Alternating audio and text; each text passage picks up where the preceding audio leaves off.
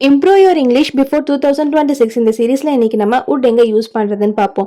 ஒரு polite request கொடுக்கும் போது, ஒரு இமேஜினரி சுச்சுவேஷன் அப்போ, இல்லைனா ஃபியூச்சர் இன் பாஸ்ட்டில் ஃபியூச்சரை பற்றி நம்ம பேசும்போது இந்த இடத்துல நம்ம வுட் யூஸ் பண்ணலாம். உனக்கு காஃபி பிடிக்குமா? இது எப்படி கேட்கலாம்னா, would you like some coffee would use பண்ணி நம்ம கேட்கும் போது கொஞ்சம் பொலைட்டாக இருக்கும். நான் பணக்காரனாக இருந்தா பெரிய வீடு கட்டியிருப்பேன். நான் பணக்காரனா இருந்தா பெரிய வீடு கட்டியிருப்பேன். நான் பணக்காரனா இருந்தா பெரிய வீடு கட்டவேணான்னு தெரியாது. ஒரு இமேஜினரி சுச்சுவேஷன். இது எப்படி நம்ம சென்டென்ஸ் ஃப்ரேம் பண்ணலாம்னா, இஃப் ஐ வேர் ரிச் நான் பணக்காரனா இருந்திருந்தால் I would buy a big house நான் ஒரு பெரிய வீடு கட்டியிருந்திருப்பேன். நெக்ஸ்ட், அவள் எனக்கு பிறகு ஃபோன் பண்ணுவேன் என்று சொன்னாள். அவள் எனக்கு நாளைக்கு கால் பண்ணுவானா நம்ம எப்படி சொல்லுவோம்? ஷீ வில் கால் மீ டுமாரோன்னு சொல்லுவோம் இல்லையா?